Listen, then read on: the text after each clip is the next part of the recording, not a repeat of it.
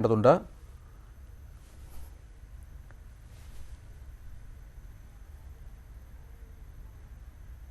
വാർത്താ സമ്മേളനത്തിനായി മുഖ്യമന്ത്രി എത്തിക്കഴിഞ്ഞു.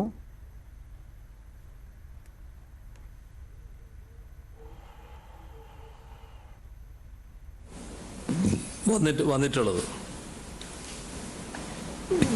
രണ്ടും കോഴിക്കോട്ടും അടുത്തയാൾ കൊച്ചിയിലും ചികിത്സയിലാണ്. 7-ാം തീയതി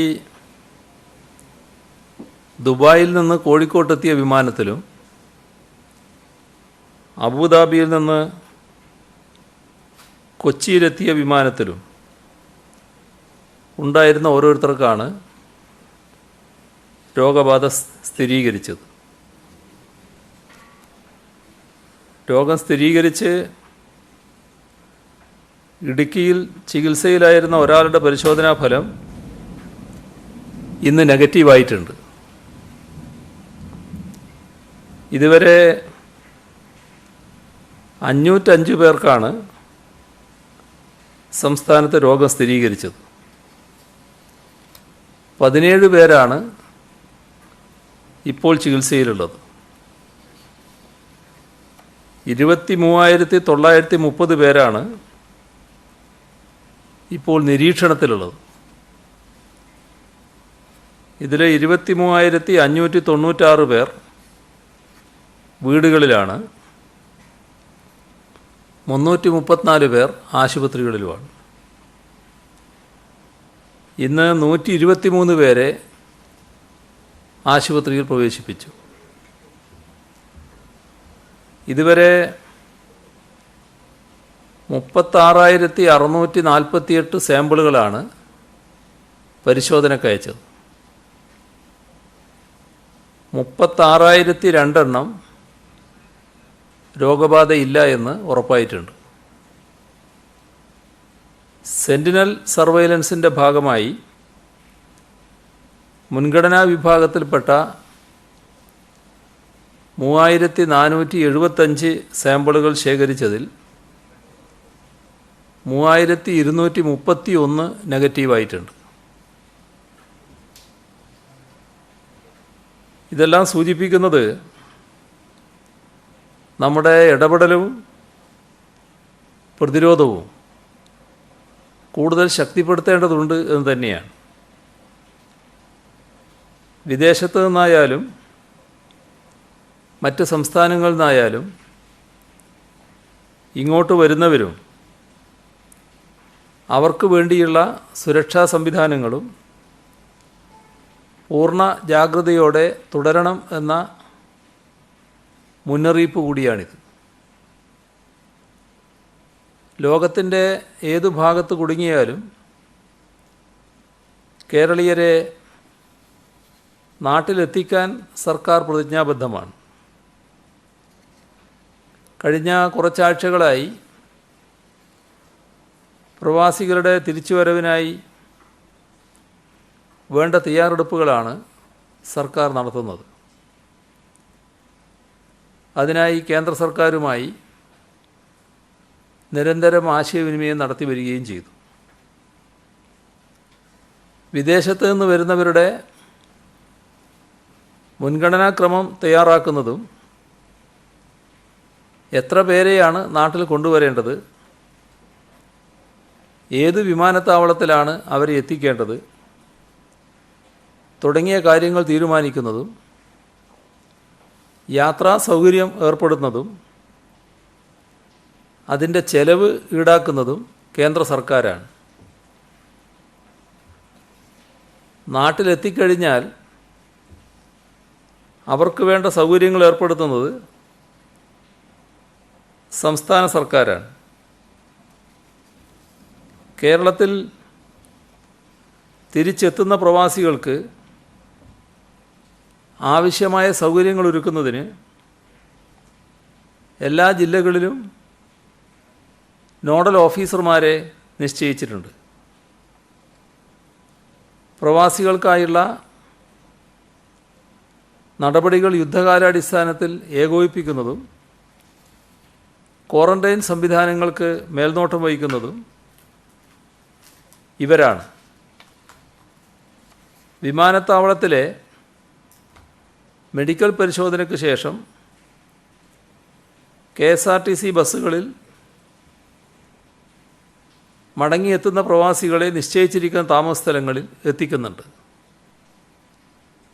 ഓരോ കേന്ദ്രത്തിനും 1 വീതം ഡോക്ടർ ഉൾപ്പെടെ വൈദ്യസഹായം ഉറപ്പുവരുത്തിയിട്ടുണ്ട്. നിരീക്ഷണ കേന്ദ്രങ്ങളുടെ നടത്തിപ്പ് ചുമതല തദ്ദേശ സ്ഥാപനങ്ങൾക്കാണ്. മേൽനോട്ടത്തിന് ഹെൽത്ത് ഇൻസ്പെക്ടർമാരെയും ജൂനിയർ ഹെൽത്ത് ഇൻസ്പെക്ടർമാരെയും നിയമിച്ചിട്ടുണ്ട്. ആവശ്യമായ ആംബുലൻസ് സൗകര്യവും ഓരോ നിരീക്ഷണ കേന്ദ്രത്തിലും ഉറപ്പുവരുത്തിയിട്ടുമുണ്ട്. സൗകര്യങ്ങളൊരുക്കുന്നതിനും മറ്റുമായി സംസ്ഥാന ദുരന്ത നിവാരണ ഫണ്ടിൽ നിന്നും ഏപ്രിൽ 1 മുതൽ ഇന്നലെ വരെ 13,45,00,000 രൂപ അനുവദിച്ചിട്ടുണ്ട്. വൈദ്യുതി ബോർഡും വാട്ടർ അതോറിറ്റിയും തുടർച്ചയായി വൈദ്യുതിയും വെള്ളവും ഉറപ്പുവരുത്തുന്നുണ്ട്. രോഗലക്ഷണമുള്ളവരെ ചികിത്സിക്കാൻ വിവിധ പ്ലാനുകളിലായി തിരിച്ച് 207 സർക്കാർ ആശുപത്രികൾ സജ്ജമാക്കിയിട്ടുണ്ട്. ആവശ്യമെങ്കിൽ ഉപയോഗിക്കാൻ 125 സ്വകാര്യ ആശുപത്രികളും സജ്ജമാക്കിയിട്ടുണ്ട്. കോവിഡ് രോഗികളുടെ എണ്ണം ക്രമാതീതമായി കൂടിയാൽ 27 ആശുപത്രികളെ സമ്പൂർണ്ണ കോവിഡ് കെയർ ആശുപത്രികളാക്കും.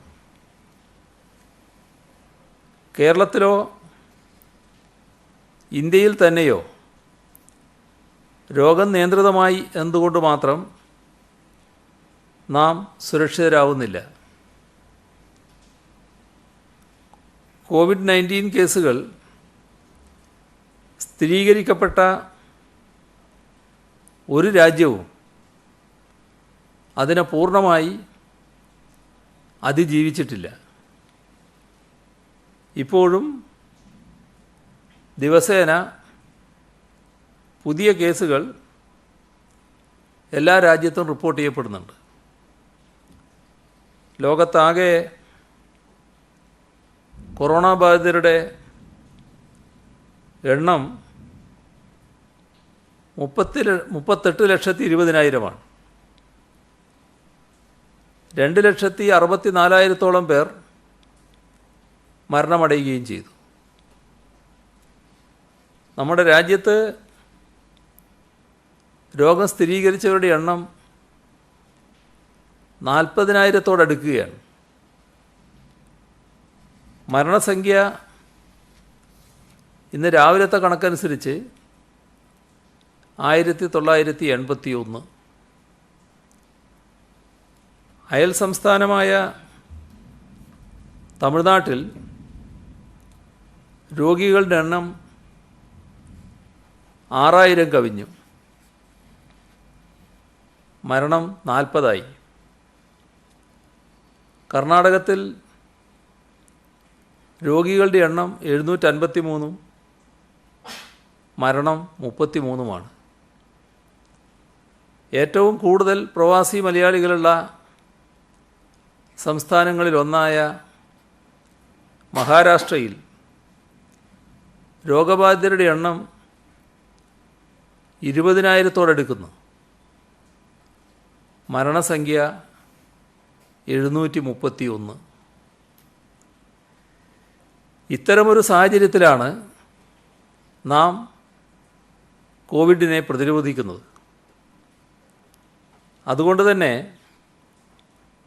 മടങ്ങിയെത്തുന്ന പ്രവാസികളുടെ ആരോഗ്യം സംരക്ഷിക്കുന്നതും രോഗവ്യാപനം തടഞ്ഞു നിർത്തുന്നതും ഏറ്റവും പ്രധാന ചുമതലയായി തന്നെ നാം ഏറ്റെടുക്കുകയാണ്. സർക്കാരിൻ്റെ കെയർ സെൻ്ററുകളിൽ കഴിയുന്നവരെയും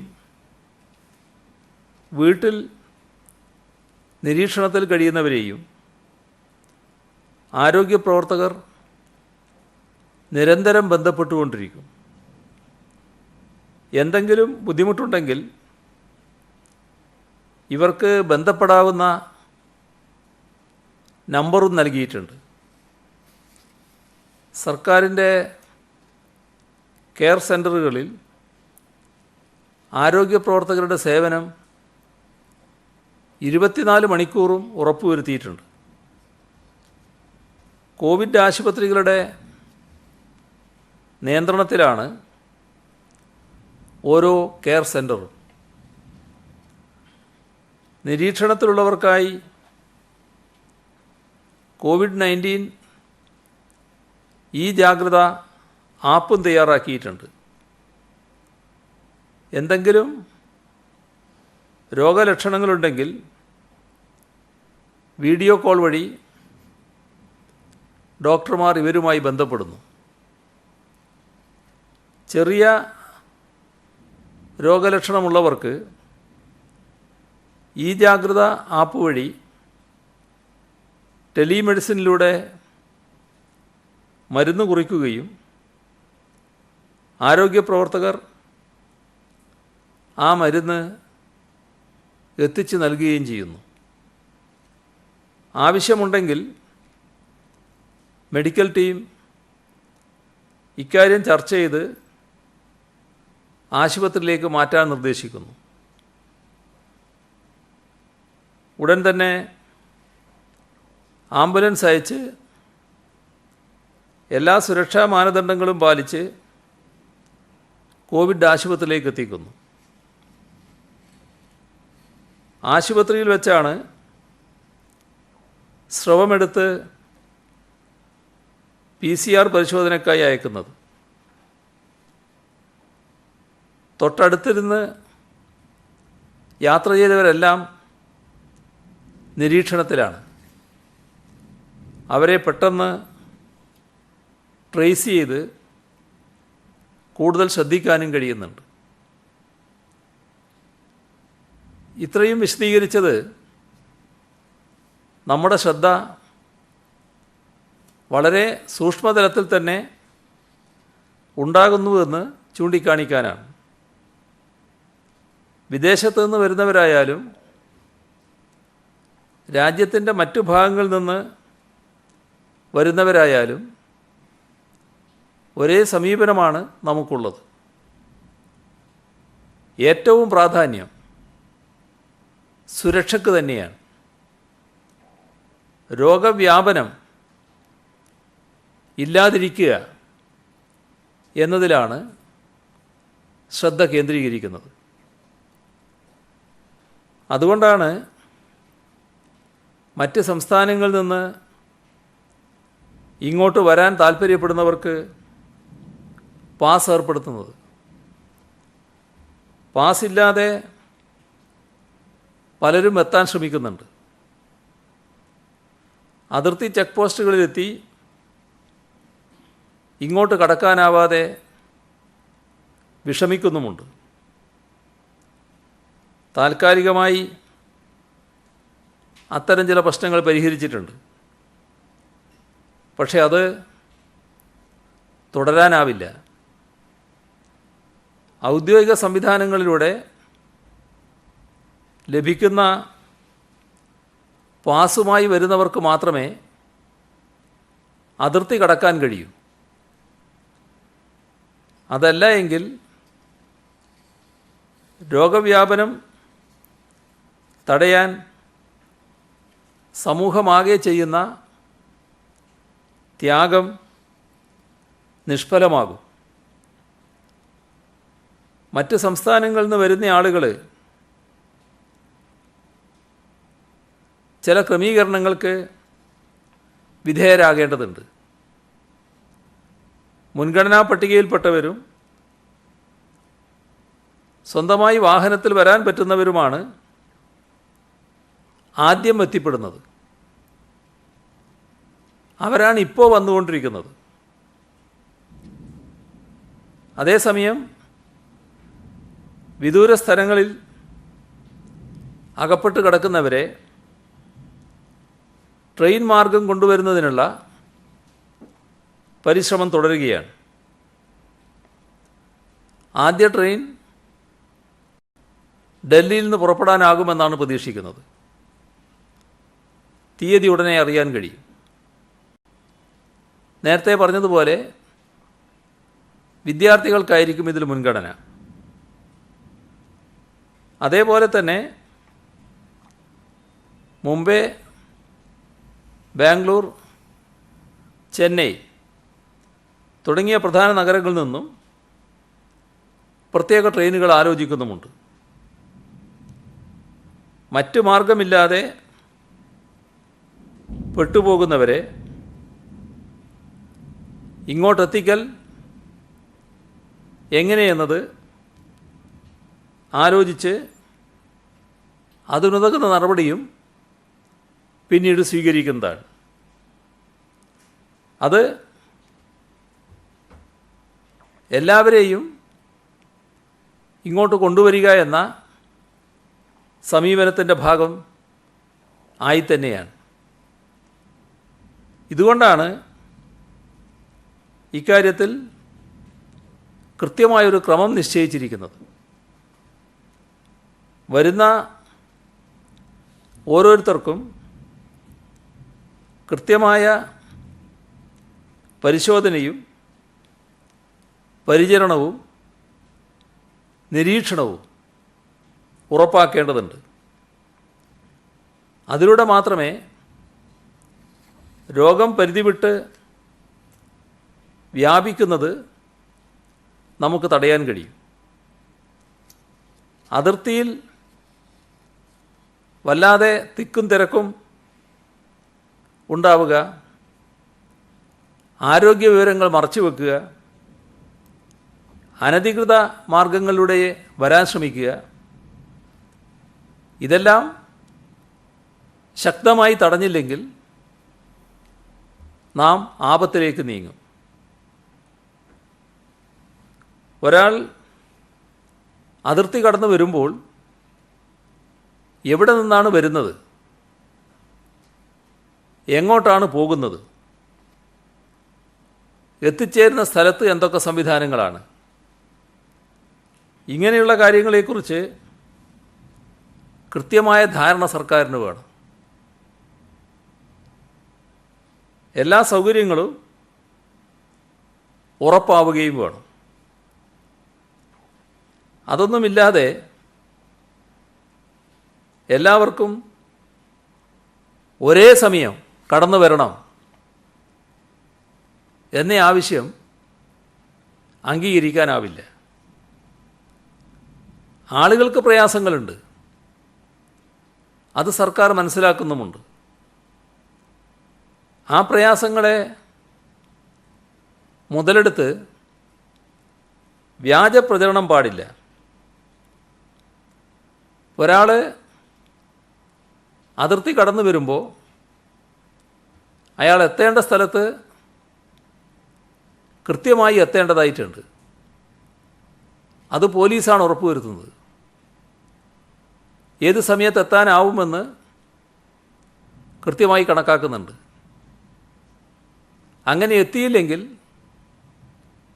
അത് ചട്ടലംഘനമായിട്ട് വരും. അതിൻ്റെ ഭാഗമായി കർശനമായ ഇടപെടൽ പിന്നീട് ഉണ്ടാവുകയും ചെയ്യും. ഇപ്പോൾ സംസ്ഥാനത്തേക്ക് കടക്കുന്നതിനുള്ള പാസ് വിതരണം നിർത്തിവെച്ചില്ല എന്ന് ഇന്നലെ തന്നെ വ്യക്തമാക്കിയതാണ്. ചെയ്യുന്നത് രജിസ്റ്റർ ചെയ്ത എല്ലാവർക്കും എത്തിച്ചേരേണ്ട സമയം കൃത്യമായി നിശ്ചയിച്ചറിയിക്കുകയാണ്. അത് അതിർത്തിയിലെ നടപടിക്രമങ്ങൾ കൂടുതൽ ലളിതമാക്കുന്നതിന് സഹായിക്കും. ഇനിയും കൂടുതൽ എന്തൊക്കെ അതിർത്തിയിൽ ചെയ്യാൻ കഴിയും എന്നതും സർക്കാർ ആലോചിക്കുകയാണ്. അപ്പോൾ ക്രമീകരണങ്ങളുമായി എല്ലാവരും സഹകരിക്കണം. എല്ലാവർക്കും ഒരേ സമയം നാട്ടിലെത്തണമെന്ന് ആഗ്രഹമുണ്ടാവും. പക്ഷെ അതിനിപ്പോൾ കഴിയില്ല. മുൻഗണന പ്രകാരമാണ് ആളുകൾ എത്തിക്കുന്നത്. അപ്പോൾ അത് പ്രകാരം പാസ് കൊടുത്തിരിക്കുകയാണ്. അതിൽ എത്തേണ്ട സമയം കൃത്യമായി പറയുന്നുണ്ട്. ആ സമയത്താണ് ആളുകൾ എത്തേണ്ടത്. പാസ്സില്ലാതെ, പാസ്സിന് അപേക്ഷിക്കുക പോലും ചെയ്യാതെ എത്തിപ്പെടുന്ന ചിലരുമുണ്ട്. അതെല്ലാം ഏർപ്പെടുത്തിയ ക്രമീകരണങ്ങളുടെ താളം തെറ്റിക്കുക മാത്രമേ ചെയ്യൂ. അത്തരമൊരു താളം തെറ്റൽ അനുവദിക്കാനാവില്ല. ഇത് എല്ലാവരും മനസ്സിലാക്കണം. പ്രത്യേകിച്ച് ഈ സാഹചര്യം മാധ്യമങ്ങൾക്കും ഉൾക്കൊള്ളാനാവണം. ഒരു വ്യവസ്ഥ ഏർപ്പെടുത്തിയാൽ ആ വ്യവസ്ഥയെ അംഗീകരിക്കാതെ സ്വന്തമായി തീരുമാനിച്ച് പുറപ്പെട്ട് അതിർത്തിയിലെത്തി അവിടെ രാവിലെ 6 മണിക്കേ വന്നതാണ്, ഇപ്പോൾ 11 മണിയായി, ഒന്നും ഇതേവരെ ആരും തിരിഞ്ഞു നോക്കുന്നില്ല എന്ന് പറയുമ്പോൾ അത് കേൾക്കുന്നയാൾക്ക് ഓ അങ്ങനൊരു അവസ്ഥ വന്നോ എന്ന് സ്വാഭാവികമായി ചിന്ത വരും. പക്ഷെ ഒരു ചോദ്യം ഈ കേൾക്കുന്നയാൾ അയാളോട് ചോദിച്ചാൽ, നിങ്ങളെ കയ്യിൽ പാസ്സുണ്ടോ എന്ന് ചോദിച്ചാൽ പാസ്സില്ല എന്തായിരിക്കും ഉത്തരം. അപ്പോൾ ഇത് നാം മനസ്സിലാക്കണം. നാം എല്ലാവർക്കും സൗകര്യമൊരുക്കാനാണ് നിൽക്കുന്നത്. പക്ഷെ വളരെ കൂടുതൽ ആളുകളുണ്ടാകുമ്പോൾ ഇതുപോലൊരു സുരക്ഷാ ക്രമീകരണങ്ങൾ ഏർപ്പെടുത്തേണ്ട ഘട്ടവും കൂടിയാകുമ്പോൾ അതിന് കൃത്യമായ ക്രമീകരണം വേണം. ആ ക്രമീകരണമാണ് ഇപ്പോഴുണ്ടാക്കുന്നത്. അത് മനസ്സിലാക്കി എല്ലാവരും ഇതുമായി സഹകരിക്കണമെന്നാണ് അഭ്യർത്ഥിക്കാനുള്ളത്. പ്രത്യേകിച്ച് വാർത്തകൾ നൽകുമ്പോൾ മാധ്യമങ്ങളും ഈ കാര്യം ഈ പ്രത്യേക സാഹചര്യത്തിൽ ശ്രദ്ധിക്കേണ്ടതായിട്ടുണ്ട്. ഇപ്പോൾ തിരുവനന്തപുരത്തെ ഇഞ്ചിവിള, കൊല്ലത്തെ ആര്യങ്കാവ്, പാലക്കാട്ട് വാളയാറ്, വയനാട്ടിൽ മുത്തങ്ങ, കാസർഗോഡ് തലപ്പാടി, ഇത്തരത്തിലുള്ള ചെക്ക് പോസ്റ്റുകളിലൂടെയാണ് മറ്റ് സംസ്ഥാനങ്ങളിൽ നിന്ന് വരുന്നവർ കേരളത്തിനകത്തേക്ക് പ്രവേശിക്കുന്നത്. ഓരോ ചെക്ക് പോസ്റ്റിലൂടെയും കടന്നു വരാവുന്ന ആളുകൾക്കൊരു പരിധിയുണ്ട്. അപ്പോൾ അത്തരത്തിൽ സാധ്യമാകുന്ന ആളുകൾക്കാണ് പാസ് ഒരു ദിവസം അനുവദിക്കുന്നത്. ഇപ്പോൾ ഇന്നത്തെ അവസ്ഥ നോക്കിയാൽ ഈ സംസ്ഥാനത്തേക്ക് കടക്കാൻ പാസ്സില്ലാതെ ധാരാളം പേർ ചെക്ക് പോസ്റ്റുകളിൽ എത്തിയിട്ടുണ്ട്. പാസ്സില്ലാത്തവരെ അതിർത്തിയിൽ നിന്ന് മടക്കി അയക്കാൻ മാത്രമേ കഴിയൂ. പാസ്സിൽ രേഖപ്പെടുത്തിയ തീയതി, അതിൽ ചില വ്യത്യാസങ്ങൾ ചിലപ്പോൾ വരാം. മതിയായ കാരണങ്ങളും അതിനുണ്ടാവും. അത് ബോധ്യപ്പെടുത്തിയാൽ ആ വ്യത്യാസമൊക്കെ, ആ ഇളവൊക്കെ അനുവദിച്ച് തന്നെ അവരെ കടത്തിവിടുന്ന നില സ്വീകരിക്കുന്നുണ്ട്. കാരണം ഇന്നെത്തേണ്ട ആൾ ഇന്നെത്തിയില്ല, നാളെയായിപ്പോയി, നേരത്തെ എത്തി, അതൊക്കെ മനസ്സിലാക്കാൻ കഴിയുന്ന കാര്യമാണ്. അതുമായി ബന്ധപ്പെട്ട് വിവേചന ബുദ്ധിയോടെ ചെക്ക് പോസ്റ്റ് ഇരിക്കുന്നവർ കാര്യങ്ങൾ കൈകാര്യം ചെയ്യുന്നുണ്ട്. അതോടൊപ്പം തന്നെ അതിർത്തി കടന്നെത്തുന്നവരുടെ പരിശോധന എത്രയും വേഗം പൂർത്തിയാക്കാനും പ്രവേശന അനുമതി നൽകാനും നിർദ്ദേശം നൽകിയിട്ടുണ്ട്. ഇതിന് ജനമൈത്രി പോലീസിൻ്റെ സേവനവും ഉപയോഗിക്കുന്നുണ്ട്. തിരക്ക് നിയന്ത്രിക്കുന്നതിന് ഈ എല്ലാ ചെക്ക് പോസ്റ്റുകളിലും കൂടുതൽ പോലീസുകാരെ നിയോഗിക്കുന്നുണ്ട്. പാസ്സില്ലാത്ത ആരെയും കടത്തിവിടില്ല എന്ന കാര്യം ആവർത്തിച്ച് വ്യക്തമാക്കുകയാണ്. ഇപ്പോൾ പാസ് കിട്ടിയാൽ മാത്രമേ ഇപ്പോൾ ഉള്ള സ്ഥലത്ത് നിന്ന് പുറപ്പെടാൻ പാടുള്ളൂ. ഇതുവരെ 21,812 പേർ മറ്റ് സംസ്ഥാനങ്ങളിൽ നിന്ന് കേരളത്തിലെത്തിയിട്ടുണ്ട്. 54,262 പേർക്കാണ് പാസ് നൽകിയിട്ടുള്ളത്. തുറന്നും പാസ് നൽകുന്നതിനുള്ള നടപടി തന്നെയാണ് സ്വീകരിക്കുക. നമ്മുടെ രാജ്യത്തെ പ്രവാസി കേരളീയരുടെ സൗകര്യത്തിനായി ചില പ്രധാന നഗരങ്ങളിൽ ഹെൽപ്പ് ഡെസ്കുകൾ തുടങ്ങുന്നതാണ്. ഡൽഹി കേരള ഹൗസ്, മുംബൈ കേരള ഹൗസ്, ചെന്നൈ, ബാംഗ്ലൂർ, നോർക്ക ഓഫീസുകൾ ഇവ കേന്ദ്രീകരിച്ചാണ് ഹെൽപ്പ് ഡെസ്ക് പ്രവർത്തിക്കുക. ഈ 4 കേന്ദ്രങ്ങളിലും അതത് സംസ്ഥാനങ്ങളിലുള്ള പ്രവാസി കേരളീയർക്കായി കോൾ സെൻ്ററുകളും ആരംഭിക്കും. മറ്റ് സംസ്ഥാനങ്ങളിൽ നിന്ന്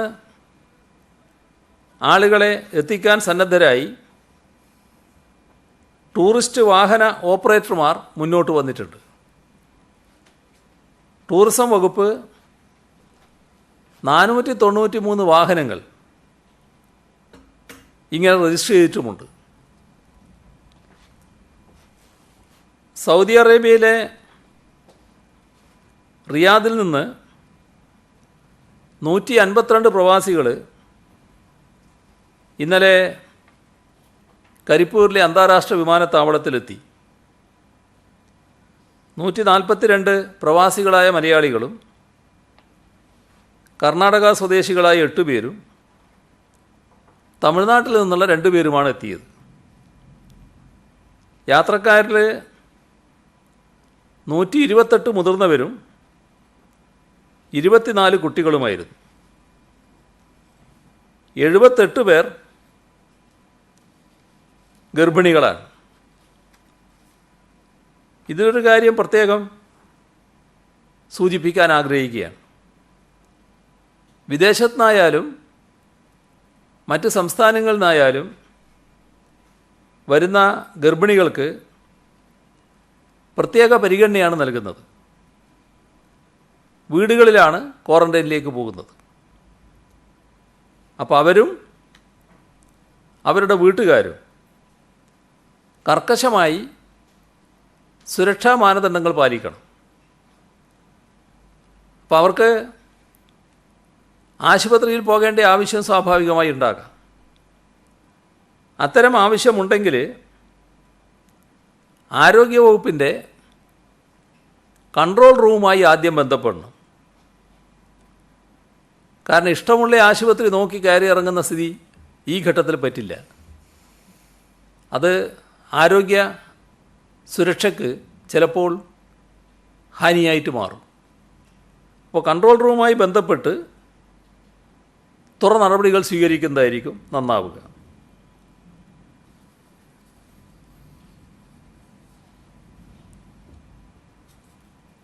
ആരോഗ്യ പ്രശ്നങ്ങളില്ലാത്ത ഗർഭിണികൾ ഉൾപ്പെടെ പ്രത്യേക പരിഗണനാ വിഭാഗത്തിലുള്ള 114 പേരെ വീടുകളിൽ നിരീക്ഷണത്തിന് അയച്ചിട്ടുണ്ട്. വിമാനത്തിലിറങ്ങിയ യാത്രക്കാരിൽ 4 പേര് വിവിധ ആരോഗ്യ പ്രശ്നങ്ങളുള്ളവരായിരുന്നു. അവരെ ആശുപത്രിയിലേക്ക് മാറ്റിയിട്ടുമുണ്ട്. ബെറിൻ കൊച്ചി വിമാനത്താണ് ഇന്നലെ എത്തിയ മറ്റൊരു വിമാനം. 181 യാത്രക്കാരായിരുന്നു. 87 പുരുഷന്മാർ, 94 സ്ത്രീകൾ. 25 ഗർഭിണികൾ, 10 വയസ്സിൽ താഴെയുള്ള 25 കുട്ടികൾ. ഇതിൽ എറണാകുളം സ്വദേശികളായ 15 പേരെ കോവിഡ് കെയർ സെൻ്ററിൽ നിരീക്ഷണത്തിലാക്കിയിട്ടുണ്ട്. ഇന്ന് Muscat Kochi, Kuwait Kochi, Doha Kochi ഇങ്ങനെ 3 വിമാനങ്ങളാണ് കേരളത്തിലെത്തുന്നത്. ഇതോടൊപ്പം തന്നെ ശ്രദ്ധിക്കേണ്ട ഒരു കാര്യമാണ്, ഇന്ന് നല്ല കാറ്റും ഇടിമിന്നലും ഒക്കെ ഉണ്ടാകാൻ സാധ്യതയുണ്ട് എന്നാണ് പറയുന്നത്. അപ്പോൾ വേനൽ മഴ നമുക്ക് ലഭിക്കുന്നുണ്ട്. അപ്പോൾ ഈ കാര്യങ്ങളിൽ സുരക്ഷാ മുൻകരുതലുകൾ എല്ലാവരും സ്വീകരിക്കേണ്ടതാണ്. ജനങ്ങൾ നല്ല ജാഗ്രത ഇക്കാര്യത്തിൽ പാലിക്കേണ്ടതായിട്ടുണ്ട്. ഞായറാഴ്ച ലോക്ക്ഡൗൺ പൂർണ്ണമായി പാലിക്കുക. ഇത് സംബന്ധിച്ച് എങ്ങനെയാണ് എന്നത് ചോദ്യം വന്നിരുന്നല്ലോ. അത് സംബന്ധിച്ച് സർക്കാർ ഉത്തരവായിട്ടുണ്ട്. അവശ്യ സാധനങ്ങൾ, പാൽ വിതരണവും ശേഖരണവും, ആശുപത്രികൾ, ലാബുകൾ, മെഡിക്കൽ സ്റ്റോറുകൾ, അനുബന്ധ സ്ഥാപനങ്ങൾ, കോവിഡ്-19 പ്രവർത്തനങ്ങളുമായി ബന്ധപ്പെട്ട വകുപ്പുകൾ, മാലിന്യ നിർമ്മാർജ്ജനം നടത്തുന്ന സ്ഥാപനങ്ങൾ, ഏജൻസികൾ ഇവയ്ക്കെല്ലാം പ്രവർത്തനാനുമതി ഉണ്ടാകും. ഹോട്ടലുകളിൽ ടേക്ക് അവേ സർവീസ് കൗണ്ടറുകൾ പ്രവർത്തിക്കാവുന്നതാണ്. മെഡിക്കൽ ആവശ്യങ്ങൾക്കും കോവിഡ്-19 പ്രതിരോധ പ്രവർത്തനങ്ങളുമായി ബന്ധപ്പെട്ട ഉദ്യോഗസ്ഥർക്കും സന്നദ്ധ പ്രവർത്തകർക്കും അനുവദനീയമായ കാര്യങ്ങൾക്കായി പ്രവർത്തിക്കുന്നവർക്കും മാത്രമാണ് സഞ്ചാരത്തിനുള്ള അനുവാദം. വേറെ അടിയന്തര സാഹചര്യം വന്നാൽ ജില്ലാ അധികാരികളുടെയോ പോലീസിൻ്റെയോ പാസുമായി മാത്രമേ യാത്ര അനുവദിക്കാവൂ. അപ്പോൾ യാത്ര ചെയ്യേണ്ട ഘട്ടം വന്നാൽ അത് പ്രത്യേകം ആലോചിച്ചോളണം. നമ്മുടെ ക്വാറന്റൈൻ കാര്യവുമായി ബന്ധപ്പെട്ട് എത്തരം ക്രമീകരണമാണ് നാം പാലിക്കേണ്ടത്? അത് സംബന്ധിച്ച് ഡോക്ടർ ഇക്ബാലിൻ്റെ നേതൃത്വത്തിലുള്ള വിദഗ്ധ സമിതി പഠനം നടത്താൻ ചുമതലപ്പെടുത്തിയിരുന്നു. ആ കമ്മിറ്റി റിപ്പോർട്ട് നൽകിയിട്ടുണ്ട്. അത് നമ്മുടെ ആരോഗ്യ വകുപ്പും അംഗീകരിച്ചിട്ടുണ്ട്. അതനുസരിച്ച് ചില ക്രമീകരണങ്ങൾ വരുത്തുകയാണ്. കേരളത്തിൻ്റെ പ്രത്യേക സാഹചര്യത്തിൽ ഇതര സംസ്ഥാനങ്ങളിൽ നിന്ന് വരുന്ന ആളുകൾക്ക് ആദ്യം മെഡിക്കൽ പരിശോധന നടത്തും. അതിൽ രോഗലക്ഷണം ഇല്ലാത്തവരെ 14 ദിവസം വീടുകളിലേക്ക് ക്വാറന്റൈൻ അയക്കും. അപ്പോൾ വീടുകളിലായിരിക്കും ക്വാറന്റൈൻ. രോഗലക്ഷണമുണ്ടെങ്കിൽ PCR ടെസ്റ്റ് നടത്തുകയും കോവിഡ് ആശുപത്രികളിലേക്ക് മാറ്റുകയും ചെയ്യും.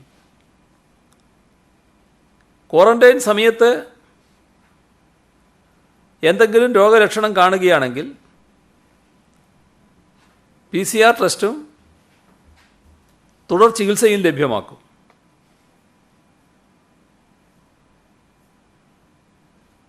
രോഗലക്ഷണങ്ങളുള്ളവരെ മാത്രമേ ടെസ്റ്റ് ചെയ്യൂ. ആൻറ്റിബോഡി കിറ്റുകൾ ലഭിക്കുന്നതിന് ശ്രമിക്കുന്നുണ്ട്. അതനുസരിച്ച് ആൻറ്റിബോഡി ടെസ്റ്റ് നടത്തുകയും ചെയ്യുന്നതാണ്. കേരളത്തിൻ്റെ സവിശേഷ സാഹചര്യവും സംസ്ഥാനത്ത് എത്തിച്ചേരാനുള്ള പ്രവാസികളുടെ ബാഹുല്യവും കണക്കിലെടുത്താണ് ഈ ക്രമീകരണങ്ങൾ വരുത്തുന്നത്. കേരളത്തിലെ വീടുകളിലെ നിരീക്ഷണ സമ്പ്രദായം ഫലപ്രദമാണ് എന്ന് ഇതിനകം തന്നെ തെളിയിക്കപ്പെട്ടതാണ്. തദ്ദേശഭരണ സ്ഥാപനങ്ങളുടെയും ജനങ്ങളുടെയും സഹകരണത്തോടെ ഈ സംവിധാനം മറ്റെന്തിനേക്കാളും മെച്ചമാണ് എന്ന് തന്നെയാണ് കമ്മിറ്റി ചൂണ്ടിക്കാണിച്ചത്. ആ നിർദ്ദേശങ്ങൾ സർക്കാർ അംഗീകരിക്കുകയാണ്.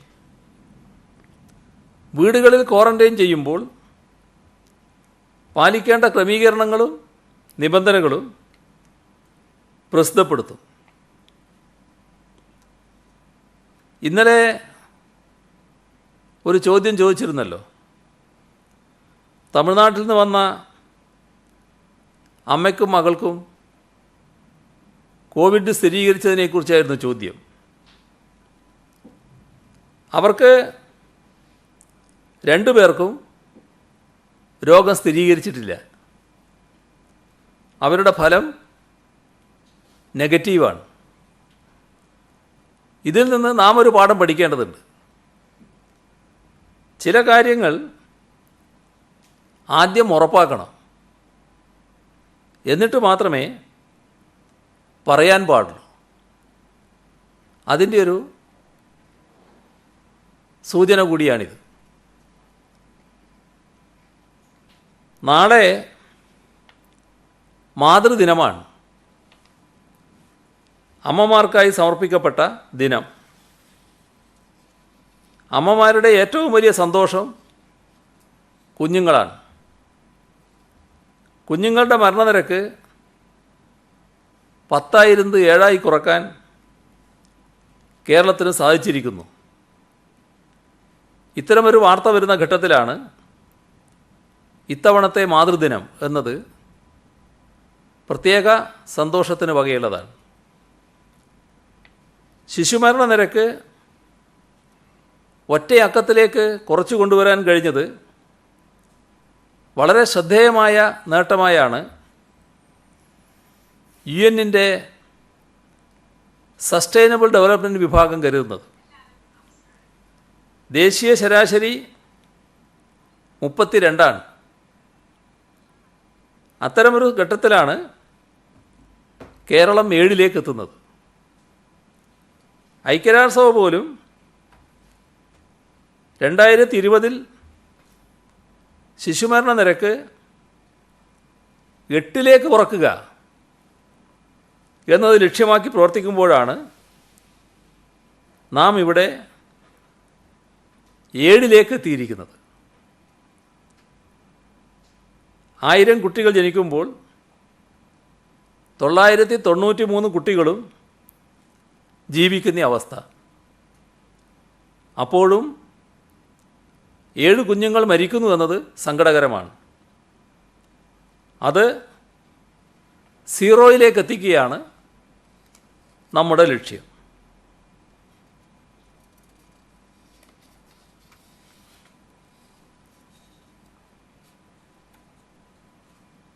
ഇടുക്കി ജില്ലയിലെ വിവിധ സ്ഥാപനങ്ങളും വ്യക്തികളും ചേർന്ന് ദുരിതാശ്വാസ നിധിയിലേക്ക് നല്ല തോതിൽ സംഭാവന നൽകിയിട്ടുണ്ട്. അത് ഞാൻ പിന്നീട് പറയാം. വേറൊരു കാര്യം പറഞ്ഞതിന് ശേഷം പറയാം. ചില ആളുകൾ ക്ഷേത്രങ്ങളുടെ ഫണ്ട് സർക്കാർ എടുത്തു കൊണ്ടുപോകുന്നു എന്ന പ്രചരണം അഴിച്ചുവിടുന്നതായി കാണുന്നുണ്ട്. ക്ഷേത്രങ്ങളുടെ ഫണ്ട് സർക്കാർ എടുത്തു കൊണ്ടുപോകുന്ന സമീപനം ഇവിടെ ഇല്ല എന്ന് എല്ലാവർക്കും അറിയാം. ഇപ്പോൾ കഴിഞ്ഞ വർഷത്തെ ബജറ്റ് പരിശോധിച്ചാൽ തിരുവിതാംകൂർ ദേവസ്വം ബോർഡിന് 100 കോടി രൂപ, മലബാർ കൊച്ചി ദേവസ്വങ്ങൾക്ക് 36 കോടി രൂപ ബജറ്റിലൂടെ നീക്കിവെക്കുകയായിരുന്നു. ശബരിമലയുമായി ബന്ധപ്പെട്ട് നിലക്കൽ, പമ്പ എന്നിവിടങ്ങളിൽ ഇടത്താവളങ്ങൾക്ക് വേണ്ടി കിഫ്ബിയിലൂടെ 142 കോടി രൂപയുടെ നിർമ്മാണ പ്രവർത്തനങ്ങളാണ് നടത്തുന്നത്. ശബരിമല തീർത്ഥാടനത്തിനുള്ള പ്രത്യേക ഗ്രാൻഡ് 30 കോടി രൂപയുടേതായിരുന്നു. കൂത്താട്ടുകുളം മഹാദേവ ക്ഷേത്രമടക്കം തകർച്ച നേരിടുന്ന പുരാതന ക്ഷേത്രങ്ങളുടെ പരിരക്ഷണത്തിനായി ഒരു പ്രത്യേക പ്രോജക്റ്റ് സർക്കാർ നടപ്പാക്കി വരികയാണ്. 5 കോടി രൂപയാണ് ഇതിനായി നീക്കിവെച്ചിരിക്കുന്നത്. തത്വമസി എന്ന പേരിലുള്ള ഒരു തീർത്ഥാടന ടൂറിസം സർക്യൂട്ട് ആവിഷ്കരിച്ചിട്ടുണ്ട്. ട്രാവൻകൂർ ഹെറിറ്റേജ് സ്കീം പ്രകാരം 10 കോടി രൂപ നീക്കിവെച്ചിരിക്കുന്നു. ഇതെല്ലാം നാടിൻ്റെ മുന്നിലുള്ള കണക്കാണ്. ബജറ്റ് പരിശോധിച്ചാൽ സർക്കാർ കൊണ്ടുപോവുകയാണോ സർക്കാർ കൊടുക്കുകയാണോ എന്ന് വ്യക്തമാകും. ഇതൊക്കെയാണ് സത്യമെന്നിരിക്കെ സമൂഹത്തിൽ മതവിദ്വേഷം പടർത്താനായി തുനിഞ്ഞിറങ്ങിയിരിക്കുകയാണ് ചിലർ എന്നത് നിർഭാഗ്യകരമായൊരു കാര്യമാണ്. ഈ മഹാദുരന്തത്തിൻ്റെ ഘട്ടത്തിൽ പോലും ചോര തന്നെ കൊതുകിന് കൗതുകമെന്ന മട്ടിൽ പെരുമാറരുത് എന്ന് മാത്രമേ അത്തരം ആളുകളോട് പറയാനുള്ളൂ. ഇപ്പം നമ്മുടെ രാജ്യത്തിലെ പല ക്ഷേത്രങ്ങളും, പ്രധാനപ്പെട്ട ക്ഷേത്രങ്ങൾ ആ സംസ്ഥാനങ്ങളിലെ ഗവൺമെൻറ്റുകൾക്ക് ദുരിതാശ്വാസ സഹായം നൽകിയിട്ടുണ്ട്. 1 കോടിയും അതിൽ പരം രൂപയും കൊടുത്ത ക്ഷേത്രങ്ങളുടെ പേരുകൾ മാത്രം ഞാൻ വേണമെങ്കിലൊന്ന് പറഞ്ഞു പോകാം. ഗുജറാത്തിൽ സോമനാഥ ക്ഷേത്രം, അംബാജി ക്ഷേത്രം. മഹാരാഷ്ട്രയിൽ മഹാലക്ഷ്മി ദേവസ്വം കോലാപ്പൂർ. അവിടെ തന്നെ ഷിർദി സായിബാബ ട്രസ്റ്റ്, അത് 51 കോടി രൂപയാണ്. മാതാ മൻസിദേവി ക്ഷേത്രം ഉത്തരാഖണ്ഡ്. ബീഹാറിൽ മഹാവീർ ക്ഷേത്രം പാറ്റ്ന.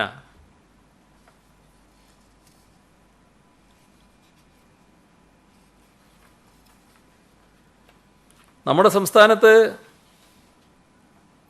ദുരിതാശ്വാസ നിധിയുടെ കാര്യത്തിൽ വലിയ തോതിലുള്ള സഹായം വന്നുകൊണ്ടിരിക്കുന്നുണ്ട്.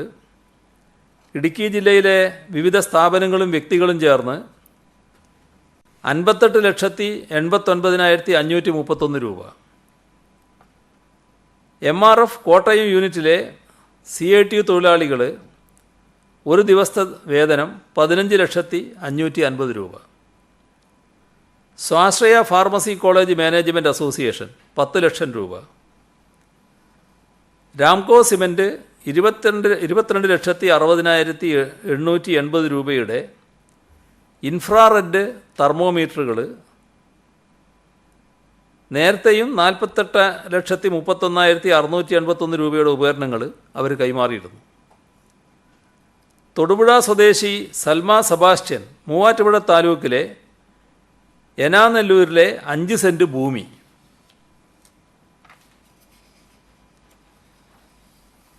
മുൻ മന്ത്രി ശ്രീ ബേബി ജോണിൻ്റെ പത്നി അന്നമ്മ ബേബി ജോൺ, മകൾ ഷീല ജെയിംസ് എന്നിവർ ഓരോ ലക്ഷം രൂപ വീതം മുഖ്യമന്ത്രിയുടെ ദുരിതാശ്വാസ നിധിയിലേക്ക് നൽകിയിട്ടുണ്ട്. ഞാൻ നേരത്തെ പറഞ്ഞതുപോലെ നിരവധി ആളുകളുണ്ട്. അവരെല്ലാം ക്ഷമിക്കണം, അവരുടെ എല്ലാം പേരുകൾ പറഞ്ഞാൽ വളരെ ദീർഘമായി പോകും. അതുകൊണ്ട് ആ പേരുകളിലേക്കൊന്നും ഞാൻ കടക്കുന്നില്ല. നല്ല രീതിയിലുള്ള സഹകരണമാണ് എല്ലാവരിൽ നിന്നും ഉണ്ടാകുന്നത്. ഇത്രയുമാണ് ഇന്ന് പറയാനുള്ളത്. ഇന്നത്തെ പരിശോധനാ ഫലം സത്യത്തിൽ നമുക്കൊരു ആശങ്ക ഉണ്ടാക്കുന്നില്ല. കാരണം 2 വിമാനത്തിലുള്ള ഓരോരുത്തർക്കും സ്ഥിരീകരിച്ചിരിക്കുകയാണ്. സ്വാഭാവികമായിട്ട് ഈ കൂടെ ഉള്ളവർക്ക് രോഗം വരാനുള്ള സാധ്യത വർദ്ധിക്കുമല്ലേ? തീർച്ചയായും അത് ആശങ്കയുണ്ടാക്കുന്ന കാര്യം തന്നെയാണ്. എന്നാൽ ഇത് നാം പ്രതീക്ഷിച്ചതാണ്. അതുകൊണ്ടാണ് കൃത്യമായ പരിശോധനയ്ക്ക് ശേഷമേ വരാവൂ എന്നൊരു നിലപാട് നാം കേന്ദ്ര സർക്കാരിനോട് പറഞ്ഞിരുന്നത്. ഇതിപ്പോൾ എത്തിയ ഉടനെ തന്നെ അവർ രോഗബാധിതരാണ് എന്നതാണ് കണ്ടിരിക്കുന്നത്. അപ്പോൾ കൂടെ യാത്ര അവരെ നിരീക്ഷണം ശക്തിപ്പെടുത്തും. അവരെ ട്രേസ് ഔട്ട് ചെയ്യാനുള്ള നടപടികൾ സ്വീകരിച്ചിട്ടുണ്ട്. ഗൗരവമായിട്ടുള്ള ഇടപെടൽ ആവശ്യമുണ്ട് എന്ന് തന്നെയാണ് കാണുന്നത്. ഇത് ഈ വലിയ തോതിൽ രോഗബാധിത പ്രദേശങ്ങളിൽ നിന്ന് വരുന്ന എല്ലാവർക്കും ബാധകമായിട്ടൊരു കാര്യമാണ്. അതുകൊണ്ടാണ് ഇതിൽ നല്ല കരുതൽ, ജാഗ്രത വേണമെന്ന് ആവർത്തിച്ച് പറഞ്ഞുകൊണ്ടിരിക്കുന്നത്. നാം എല്ലാവരും ഒന്നിച്ചു നിന്നുകൊണ്ട് ജാഗ്രത പാലിക്കേണ്ടൊരു ഘട്ടമാണിത്. ക്വാറന്റൈനിലെ പുതിയ ക്രമീകരണം ഇതര സംസ്ഥാനങ്ങളിൽ നിന്ന് വരുന്നവർക്ക് മാത്രമാണോ ഇപ്പോൾ, അതോ വിദേശത്ത് വരുന്നവർക്കും ഇത് ബാധകമാക്കുമോ? വിദേശത്ത് വരുന്നവർക്ക് ബാധകമല്ല, ഇത് മറ്റ് സംസ്ഥാനങ്ങളിൽ നിന്ന് വരുന്നവർക്കാണ് ബാധകമായിട്ടുള്ളത്. ഇപ്പോൾ ഈ ഇന്ന് രോഗം സ്ഥിരീകരിച്ചത് 7-ാം തീയതി വന്നവരാണ്. അപ്പൊ അന്ന് അവിടെ നിന്ന് പരിശോധന കഴിഞ്ഞതാണ്, റാപ്പിഡ് ടെസ്റ്റ് കഴിഞ്ഞാണ്. പക്ഷെ അതിനുശേഷം പിന്നെ പരിശോധന ഇല്ലാത്തതൊരു പ്രധാനപ്പെട്ട ആശങ്കയായിട്ട് സംസ്ഥാനത്തിന്റെ ഭാഗത്തുനിന്ന് ഒന്ന്. രണ്ട്, ഈ അതിർത്തിയുടെ കാര്യം വളരെ വിശദമായി പറഞ്ഞു. പക്ഷെ ഇപ്പോഴും അതിർത്തിയിൽ പലരും കിടക്കുന്നുണ്ട്, പാലക്കാടും ഒക്കെ. അവരെന്താണ് ചെയ്യേണ്ടത്? പാസ് ഇല്ലാതെ ഇനി കയറ്റിവിടില്ല എന്ന് പറയുമ്പോൾ ഇപ്പോൾ അതിർത്തിയിലുള്ളവർ, അതിർത്തിയിൽ എത്തിയവർ എന്താണ് ചെയ്യുന്നത്? അവർ തിരിച്ചു പോകുക എന്നുള്ളതേ മാർഗമുള്ളൂ, വേറെ മാർഗമൊന്നുമില്ല. ഈ 7-ാം തീയതി വന്നു എന്ന് പറയുമ്പോൾ ഇന്ന് തീയതി എത്രയാ?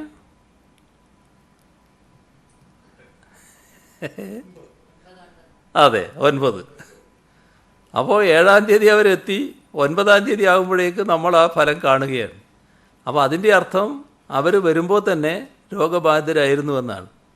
ഇനി ഇത്തരത്തിൽ എത്ര ആളുകളുണ്ട്? ആദ്യം തന്നെ ചിലരുടെ കാര്യം പുറത്തു വരില്ല.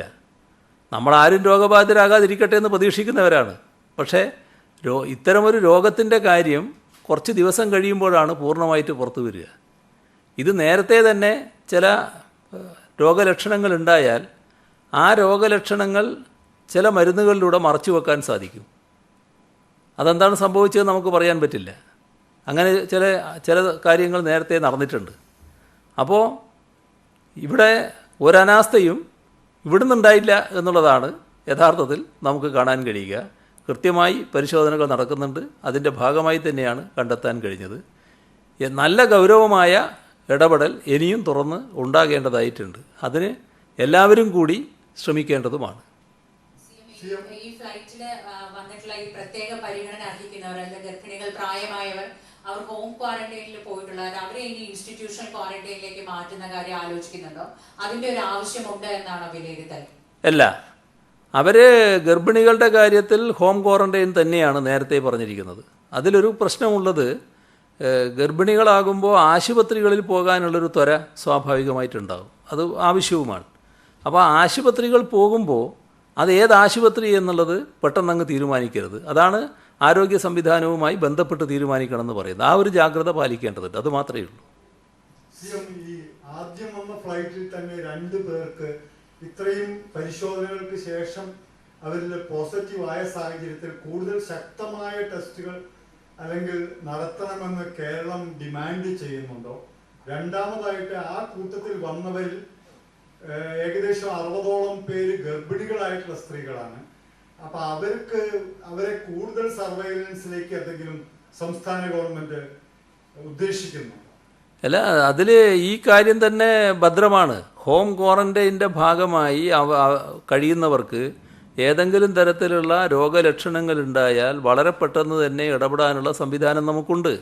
അതിൻ്റെ ഭാഗമായുള്ള നടപടികൾ സ്വീകരിക്കും. ഗർഭിണികൾക്ക് ഇന്നത്തെ നിലയിൽ ഏറ്റവും ഭദ്രമായ സ്ഥലം അവരുടെ വീട് തന്നെയാണ്. അതുകൊണ്ടാണ് വീട്ടിലാക്കിയിരിക്കുന്നത്. മറ്റെന്തെങ്കിലും ആരോഗ്യ പ്രശ്നമുണ്ടെങ്കിൽ മാത്രമേ വേറെ സ്ഥലം ആലോചിക്കേണ്ടതുള്ളൂ. ഇപ്പോൾ വീട്ടിൽ കഴിയുന്നതാണ് നല്ലത്.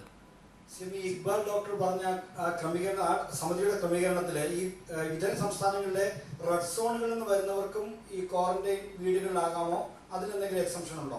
എല്ലാവർക്കും ഈ ഹോം ക്വാറന്റൈൻ തന്നെയാണ് വരിക. എല്ലാവർക്കും ഹോം ക്വാറന്റൈൻ തന്നെയാണ് വരിക. ഈ മുംബൈയിൽ നിന്നൊക്കെയുള്ള ആളുകൾ അവിടെ നിന്ന് ഇങ്ങോട്ട് പാസ് എടുക്കാൻ അവർക്ക് നിവർത്തിയില്ല എന്ന് വരാൻ കഴിയുമെന്ന് അറിയാതെ ആളുകൾ മുംബൈ, പൂന തുടങ്ങിയ സ്ഥലങ്ങളിൽ വലിയ തോതിൽ ബുദ്ധിമുട്ടുകയാണ്. അപ്പോൾ അവർക്ക് എന്താ ഒരു മാർഗം എന്നുള്ളതാണ് അവർ ചോദിക്കുന്നത്. അതിൽ ആശങ്കപ്പെടേണ്ടതായിട്ടില്ല. സാധാരണ നിലക്ക് അവർക്കെല്ലാം ഇങ്ങോട്ട് വരാൻ സാധിക്കും. ഈ രജിസ്റ്റർ ചെയ്തവർക്ക് പാസ് കിട്ടുക തന്നെ ചെയ്യും. പാസിന് അവർക്ക് അപേക്ഷിക്കണം. ആ അപേക്ഷിക്കാനുള്ള നടപടികൾ സ്വീകരിക്കാം.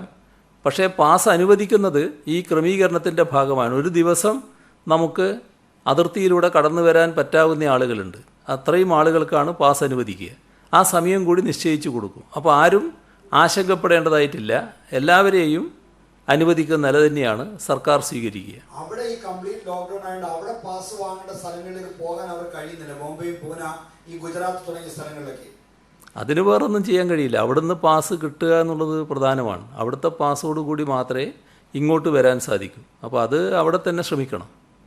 കേരള സർക്കാർ കൊടുത്ത പാസ് ഇന്നത്തെ ഡേറ്റിലാണ്. ഇന്ന് തന്നെ അതിർത്തിയിലെത്തണം എന്നാണ് ആ ഡേറ്റും കൊടുത്തിരിക്കുന്നത്.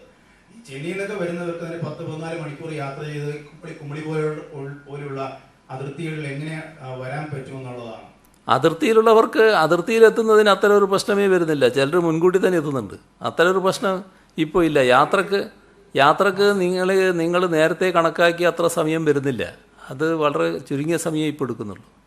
പാസ് കിട്ടിയതിനു ശേഷമാണ് യാത്ര തിരിക്കുന്നത്. അപ്പോൾ കൃത്യസമയം അതെ, പാസ് അവർക്ക് നേരത്തെ കിട്ടിയിട്ടുണ്ട്. എല്ലാവരുടെയും ഇന്ന് ഈ പറയുന്ന എണ്ണം പാസുകളെല്ലാം നേരത്തെ കിട്ടിയതാണ്. ഇപ്പോൾ ഇന്ന് പാസ് കൊടുത്ത് ഇന്ന് വരുന്നതല്ല, നേരത്തെ അവരുടെ കയ്യിൽ പാസ് ഉണ്ട്. ഇന്ന തീയതിയിലാണ് എത്തേണ്ടതെന്നാണ് പറയുന്നത്.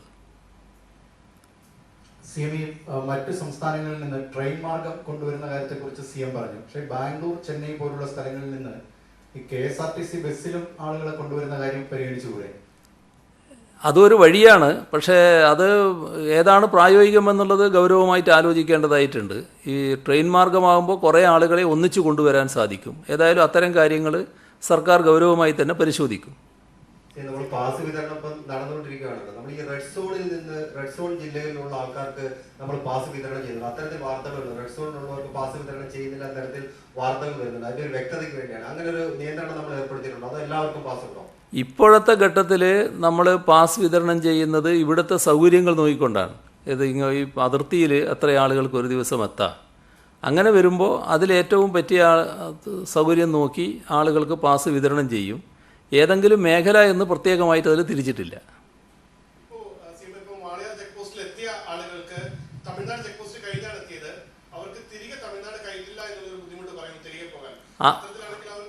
ആ ഉത്തരവാദിത്വമൊന്നും സംസ്ഥാന ഗവൺമെൻറ് എടുക്കാനാവില്ല. അവർ പാസോടുകൂടി മാത്രമേ ഇവിടെ എത്താൻ പാടുള്ളൂ. പാസോടുകൂടി എത്താത്തവരുടെ ഒരു ഉത്തരവാദിത്വവും സംസ്ഥാന ഗവൺമെൻറ് എടുക്കാനാവില്ല. കഴിഞ്ഞ ദിവസം വന്ന 2 പ്രവാസികൾക്ക് കോവിഡ് സ്ഥിരീകരിച്ചു.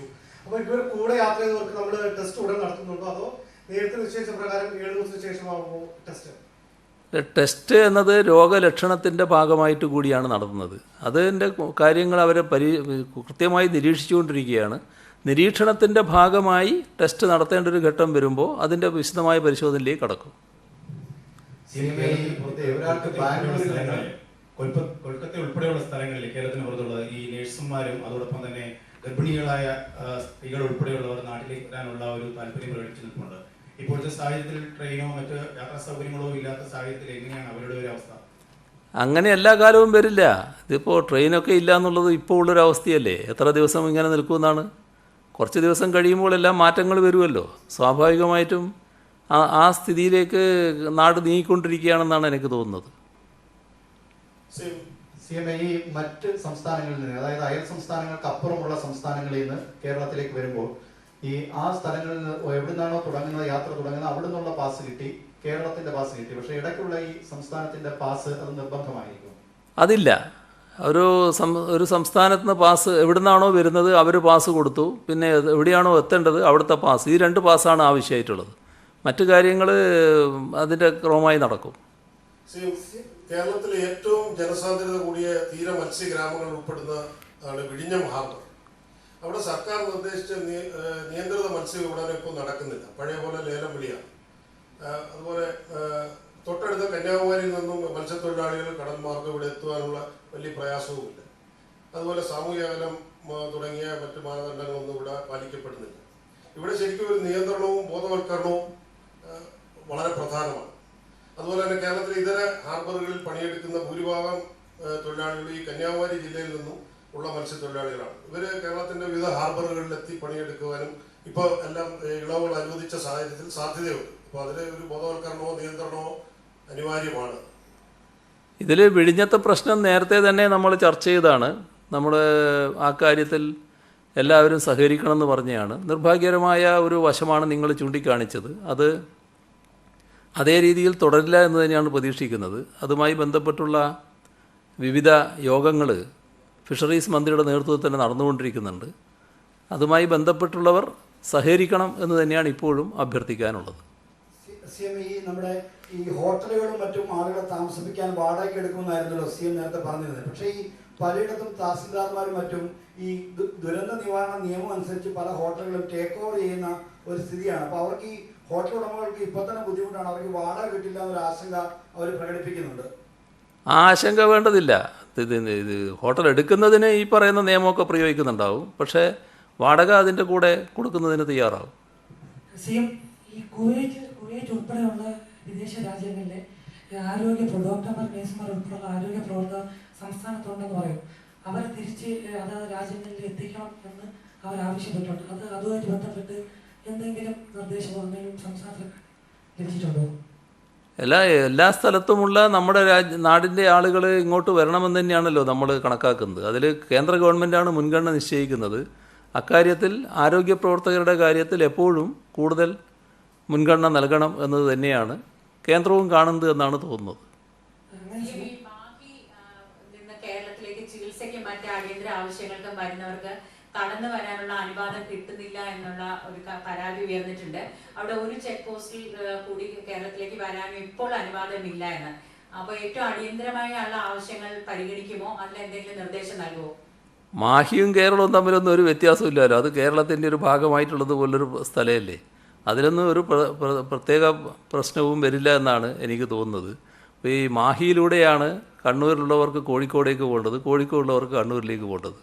അതൊക്കെ സ്വാഭാവികമായിട്ട് യാത്ര ചെയ്യാവുന്ന ഒന്ന് മാത്രമാണ്. ഇപ്പോൾ ഉള്ള ചില നിയന്ത്രണങ്ങൾ ചില പ്രശ്നങ്ങൾ ഉണ്ടാക്കുന്നുണ്ടാകുമെന്ന് മാത്രമേ ഉള്ളൂ. അവരുടെ പ്രധാന ചികിത്സാ കേന്ദ്രങ്ങളൊക്കെ ഈ പറയുന്ന സ്ഥലം തന്നെയാണ്. അവർ പൊതുവെ സമീപിക്കുന്നതും ഇത്തരം ആരോഗ്യ സ്ഥാപനങ്ങളെ തന്നെയാണ്. അതിലൊന്നും പ്രശ്നങ്ങൾ വരില്ല. ഇതിനിടയിലും ഹെലികോപ്റ്ററിൽ ഒരു ഹൃദയം കൊച്ചിയിലെത്തിച്ച ഒരു സംഭവം ഉണ്ടായി. ഇത് നിരന്തരം നമ്മൾ ഇത്തരം നടപടികൾ തുടരാനാണോ സർക്കാരിന്റെ ഉദ്ദേശം ഈ ഹെലികോപ്റ്റർ ഉപയോഗിച്ച്? ഇത്തരത്തിൽ പ്രശ്നങ്ങൾ ഉണ്ടായാൽ അത് ചെയ്യേണ്ടതായിട്ട് വരും. ഇത് സാധാരണ നിലക്ക് ഉണ്ടാകുന്നൊരു കാര്യമല്ലല്ലോ, ഒരു പെട്ടെന്നുണ്ടായൊരു കാര്യമാണ്. ഏതായാലും വളരെ നല്ലൊരു കാര്യമാണ് ഈ ചെമ്പഴന്തി അണിയൂർ കല്യറ ഗോകുലത്തിൽ ലാലി ഗോപകുമാർ. അദ്ദേഹമാണ് അന്യൂറിസം ബാധിച്ച് മസ്തിഷ്ക മരണമടഞ്ഞത്.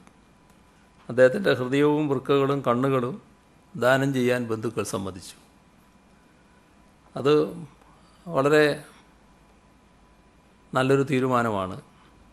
അവരുടെ ഈ ദുഃഖത്തിൻ്റെ ഘട്ടത്തിൽ അത്തരമൊരു തീരുമാനമെടുക്കാൻ കഴിഞ്ഞ വലിയ മനസ്സിന് നന്ദി പറയട്ടെ. ആ ഹൃദയം എറണാകുളം ലിസി ആശുപത്രിയിൽ ചികിത്സയിലുള്ള രോഗിക്ക് എത്തിക്കേണ്ടതുണ്ടായിരുന്നു. അതിനാണ് വഴി അവർ തേടിയത്.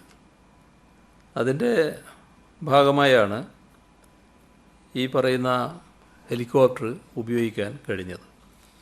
അത് സൗജന്യമായി തന്നെ അനുവദിച്ചിരിക്കുകയാണ്. ഇനി ഇതുപോലുള്ള കാര്യങ്ങൾ വന്നാൽ നമുക്കത് ചെയ്യേണ്ടതായിട്ട് വരുമെന്ന് തന്നെയാണ് തോന്നുന്നത്.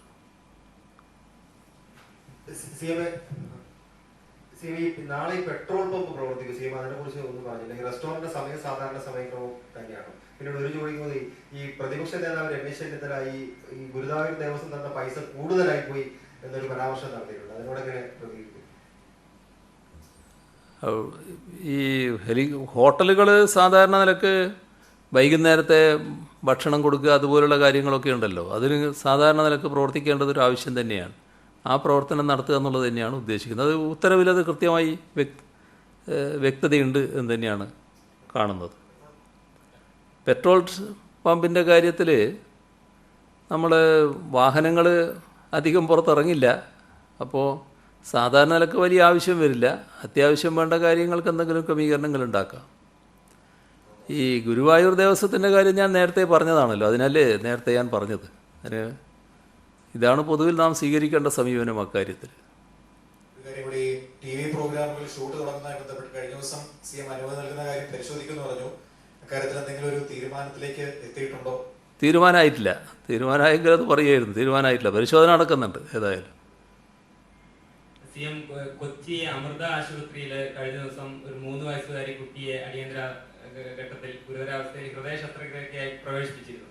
അവരുടെ മാതാപിതാക്കൾ പക്ഷേ ഉത്തർപ്രദേശിൽ കുടുങ്ങിയിരിക്കുകയാണ്. അവരെത്തിയാലേ ഇവിടെ ശസ്ത്രക്രിയ നടത്താൻ പറ്റൂ എന്നൊരു സ്ഥിതിയാണുള്ളത്. അപ്പോൾ അതിലെന്തെങ്കിലും ഒരു ഇടപെടൽ സാധ്യമാണോ എന്ന് മാതാപിതാക്കൾ ആരായിട്ടുണ്ട്? അത് സാധാരണ നിലക്ക് കേന്ദ്ര ഗവൺമെൻറ് ശ്രദ്ധയിൽപ്പെടുത്താൻ എന്തെങ്കിലും വഴിയുണ്ടോ എന്ന് നോക്കാൻ വേണ്ടി അവർ സർക്കാരിനെ ബന്ധപ്പെടുകയും കൂടി ചെയ്യണം. ആരാണ് എന്നൊക്കെ പറയണ്ടേ അതിന്. സിഎം, നാളെ ഞായറാഴ്ച നിബന്ധനകൾ പാലിച്ചുകൊണ്ട് വൈദികർക്ക് ദേവാലയങ്ങൾ കുർബാന അർപ്പിക്കാനുള്ള അനുവാദം ഉണ്ടാകുമോ? സാധാരണ നിലക്ക് ഇപ്പം ദേവാലയങ്ങൾ തുറക്കുന്നില്ലല്ലോ. ഇനി തുറന്ന് പ്രവർത്തിക്കുന്നതിന് മറ്റ് തടസ്സങ്ങൾ ഉണ്ടാവില്ല. ഈ ഒരാൾ പോയി അല്ലെങ്കിൽ 5-ൽ താഴെ ആൾ എന്നൊക്കെയാണല്ലോ നേരത്തെ ഇപ്പോൾ ഉള്ള വ്യവസ്ഥ. ഇപ്പോൾ ഉള്ള വ്യവസ്ഥ അനുസരിച്ച് കാര്യങ്ങൾ ചെയ്യുന്നതിന് ദേവാലയങ്ങൾക്ക് തടസ്സങ്ങൾ ഉണ്ടാവില്ല. മറ്റ് സംസ്ഥാനങ്ങളിൽ നിന്ന് ഈ ട്രെയിനുകൾ വരുന്നതിനുള്ള തടസ്സം, നമ്മളിപ്പോൾ 8ഓളം ട്രെയിനുകൾ മറ്റ് സംസ്ഥാനങ്ങളിലേക്ക് അയച്ചു കഴിഞ്ഞു. അല്ല, ആ സംസ്ഥാനം സമയം ഞാനത് മറന്നുപോയി. നമുക്ക് നാളെ ആവാം. അല്ല, നാളെയില്ല, പിന്നീടാവാം. ഓക്കെ.